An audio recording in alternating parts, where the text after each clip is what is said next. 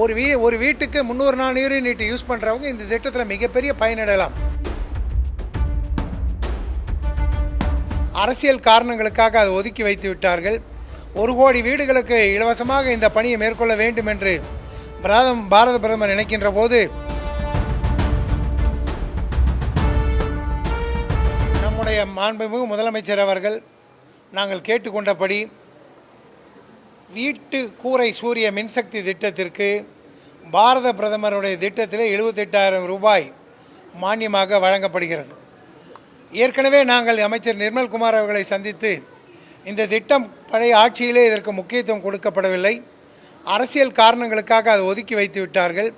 1 கோடி வீடுகளுக்கு இலவசமாக இந்த பணியை மேற்கொள்ள வேண்டும் என்று பாரத பிரதமர் நினைக்கின்ற போது அரசியலை மனதில் வைத்து பழைய ஆட்சியிலே இதை நிறைவேற்றாமலே செய்திருக்கிறார்கள். தமிழகத்திலே குறைந்தபட்சம் ஒரு 5 லட்சம் வீடுகளுக்கு இந்த இலவச சூரிய மின்சக்தி கூரை திட்டம் சென்றடைந்திருக்க வேண்டும். ஆனால் அரசியல் காழ்ப்புணர்ச்சி காரணமாக 50,000 வீடுகளுக்கு கூட இது சென்று அடையவில்லை என்பது மிக தாழ்மையான கருத்தாக இங்கே வைக்க ஆசைப்படுகிறேன். ஆனால் இன்றைய தினம் இந்த ஆட்சியிலே பொறுப்புக்கு வந்திருக்கின்ற நம்முடைய நிர்மல்குமார் அவர்களும் மரியாதைக்குரிய முதலமைச்சர் ஜோசப் அவர்களும் இந்த பணியை வேகப்படுத்துவதற்காக, அது மக்களிடத்திலே சென்று அடைவதற்காக 75,000 மானியம் மத்திய அரசாங்கம் பாரத பிரதமர் திட்டத்திலே கொடுக்கப்படுகிறது. அதோடு இணைத்து 22,000 கூட கொடுத்து 1 லட்சம் சப்சிடி தொகை மானிய தொகையை தமிழ்நாட்டில் இருக்கின்ற 1 லட்சம் வீடுகளுக்கு முதற்படியாக கொடுக்க வேண்டும் என்று ஏற்கனவே ஆணை பிறப்பித்திருக்கிறார்கள். அதற்கு நன்றி சொல்வதற்காக இந்த நேரத்திலே உங்கள் மத்தியிலே நான் வந்திருக்கின்றேன். நான் இந்திய சோலார் கூட்டமைப்பினுடைய தலைவராக இருக்கின்ற காரணத்தினாலும் முன்னாள் நாடாளுமன்ற உறுப்பினர் என்ற காரணத்திற்காகவும் மக்கள் மத்தியிலே சென்றடைவதற்கு உங்கள் மூலமாக அது சென்றடைய வேண்டும் என்ற விழிப்புணர்வை ஏற்படுத்துவதற்காக இங்கே நான் வருகை புரிந்திருக்கின்றேன். இந்த 1 லட்சம் வீடுகளுக்கு இந்த அரசாங்கம் 1 லட்சம் ரூபாய் மானியத்தை கொடுத்து வருகின்ற 31ஆம் தேதி மார்ச்சுக்குள் இது முடிக்க வேண்டும் என்று நிர்ணயிக்கப்பட்டிருக்கிறது. இந்தியா முழுவதும் ஏறக்குறைய 60 லட்சம் வீடுகளுக்கு இணைப்பு கொடுத்தாகிவிட்டது.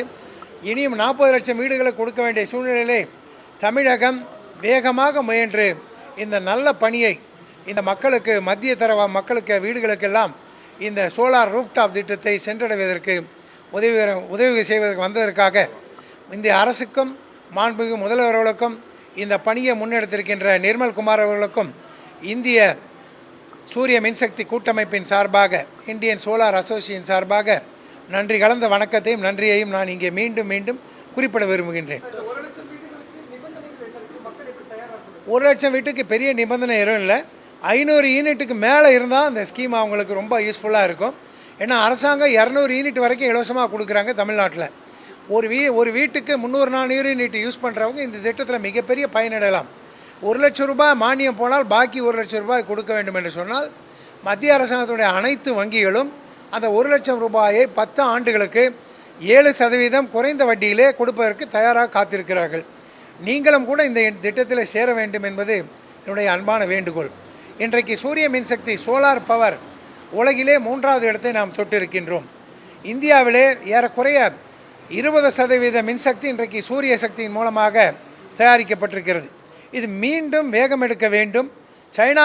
சைனாவில் இருக்கின்ற அளவிற்கு நாம் செல்ல வேண்டும் என்பதற்காக பாரத பிரதமர் 675 கிகாவாட்டை 2030 ஆண்டுக்குள் கொண்டு வர வேண்டும் என்று நினைத்திருக்கின்றார்கள்.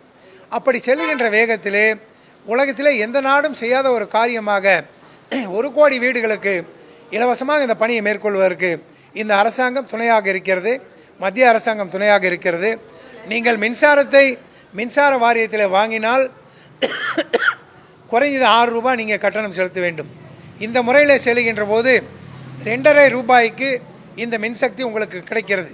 ஆகவே அந்த 200 யூனிட்டுக்கு தாண்டி யாரெல்லாம் மின் விநியோகத்தை பயன்படுத்துகிறோமோ தமிழ்நாட்டிலே எல்லாருமே இந்த திட்டத்திற்கு குறித்தவர்கள், எல்லாருமே பயனாளிகளாக மாற வேண்டும் என்று இந்த நேரத்தில் உங்களை அன்போடு கேட்டுக்கொள்கிறேன்.